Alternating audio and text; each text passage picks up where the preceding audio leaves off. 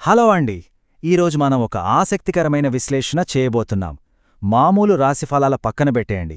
ఈరోజు మనం కర్కాటక రాశివారి అసలైన ప్లానెటరీ సైకాలజీ గురించి డీకోడ్ చేద్దాం.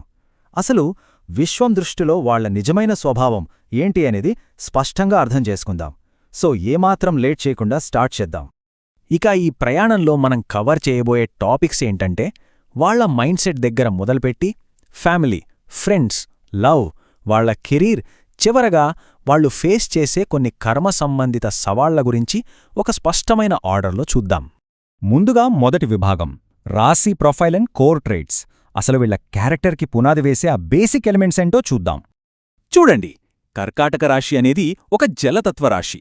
దీనికి సాక్షాత్తు ఆ చంద్రుడే అధిపతి. ఇందులో పునర్వసు 4వ పాదంతో పాటు పుష్యమి, ఆశ్లేష నక్షత్రాలుంటాయి.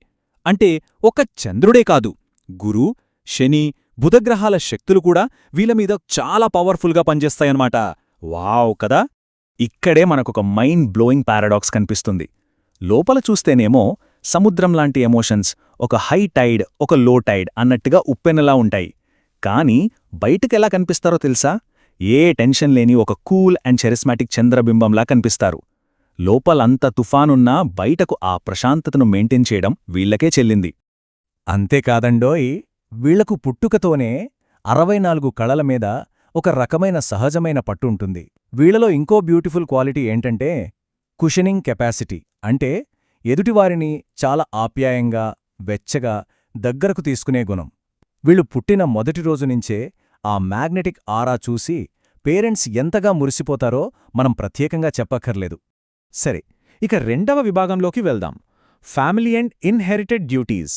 వీళ్ల లోతైన ఎమోషన్స్ కుటుంబ బంధాలను ఎలా ప్రభావితం చేస్తాయో చూద్దాం. కర్కాటక రాశివారికి 4వ ఇల్లు తులారాశి అవుతుంది. దీనివల్ల వీళ్లకు వాళ్ల అమ్మగారితో ఒక డీప్ ఎమోషనల్ బాండ్ ఉంటుంది.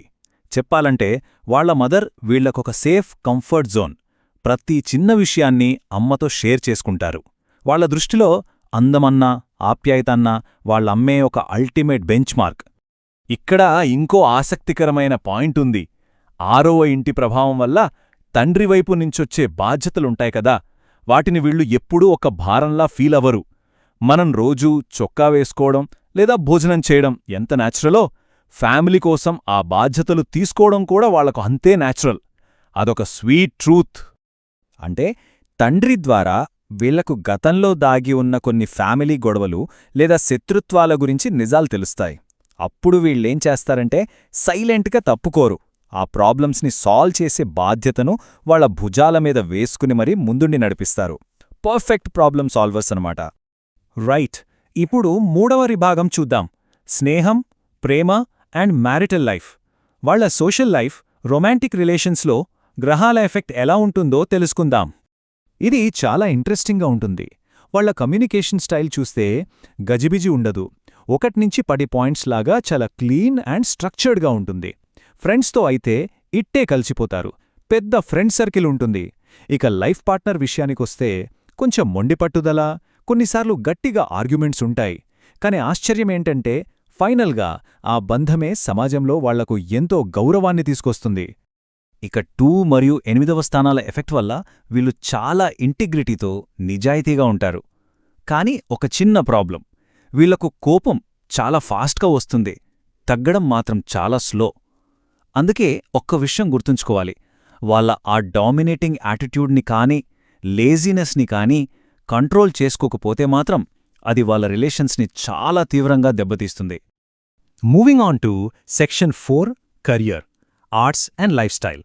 ఇన్ని ఎమోషన్స్ ఉన్న వీళ్ల ప్రొఫెషనల్ లైఫ్ ఎలా ఉంటుందో తెలుసా? 10వ ఇల్లు కుజుడిది కావడం వల్ల వీళ్లకు న్యాచురల్గానే డిసిప్లిన్తో కూడిన ఫీల్డ్స్ అంటే ఆసక్తి. ఐటీ, ఆర్టిఫిషియల్ ఇంటెలిజెన్స్ లాంటి లేటెస్ట్ టెక్నాలజీ రంగాల్లో కానీ, లేదా డిఫెన్స్, పోలీస్ లాంటి యూనిఫామ్ సర్వీసెస్లో కానీ వీళ్లు అద్భుతంగా రాణిస్తారు. చాలా కటింగ్ ఎడ్జ్ కెరియర్స్ అన్నమాట. ఒక పక్క అంత స్ట్రిక్ట్ అండ్ డిసిప్లిన్డ్ కెరియర్లో ఉన్న లోపల మాత్రం వీళ్లు ఫుల్ ఆర్టిస్టిక్. 5 మరియు 9th ఏళ్ల ప్రభావం వల్ల ఒక అద్భుతమైన పెయింటింగ్ చూసినా, గొప్ప మ్యూజిక్ విన్నా కళ్లమ్మట నీళ్లు తెచ్చుకునేంత సెన్సిటివ్ సోల్స్ వీళ్లు. ఎవరైనా ప్రేమగా వండిపెడితే ఎంతో ఆస్వాదిస్తారు. ఆ ప్రొఫెషనల్ స్ట్రిక్ట్నెస్కి ఈ పర్సనల్ ఎమోషన్స్కి మధ్య కాంట్రాస్ట్ ఉంది చూశారు, అదొక బ్యూటిఫుల్ బ్యాలెన్స్ అంతే. ఇక ఫైనల్గా మన విశ్లేషణలో ఆఖరి విభాగానికి వచ్చేశాం: ఇంటలెక్ట్, సవాళ్లు అండ్ వార్నింగ్స్. ఈ గ్రహాల వల్ల వచ్చే చిక్కులేంటో ఇప్పుడు చూద్దాం. చాలా ఇంటెలిజెంట్స్ అయినప్పటికీ 12వ ఇంటి ప్రభావం వీళ్లకొక ట్రాప్ లాంటిది.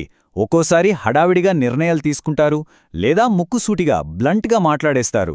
దానివల్ల మేనత్తలు, మేనమామలు లేదా అక్కచెల్లెల్లాంటి క్లోజ్ రిలేషన్స్తో ఫైట్స్ వచ్చే ఛాన్స్ ఉంది. సో ఆ విషయంలో కొంచెం బ్రేక్ వేసుకోవాలి. ఇవన్నీ వింటుంటే ఒక థాట్ వస్తుంది కదూ, మన చుట్టుపక్కల ఉన్న కర్కాటక రాశివాళ్ల లైఫ్లో ఇవన్నీ ఎంత ఎగ్జాక్ట్గా మ్యాచ్ అవుతున్నాయో కదా అనిపిస్తోంది.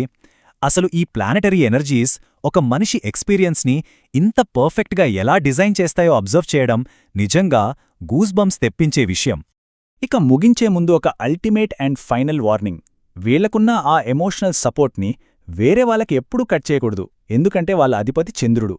ఇతరుల మనస్సు నొప్పించి ఆ ఎమోషన్స్ని వెపన్స్లా వాడితే కర్మసిద్ధాంతం ప్రకారం వాళ్ళ సొంత బలమైన ఆ చంద్రుడే వాళ్ళకెగనెస్ట్గా మారతాడు. సో ఆలోచించండి, ఇంతటి డీప్ ఎమోషనల్ పవర్ ఉన్నప్పుడు దాన్ని ఎంత బాధ్యతగా వాడాలి?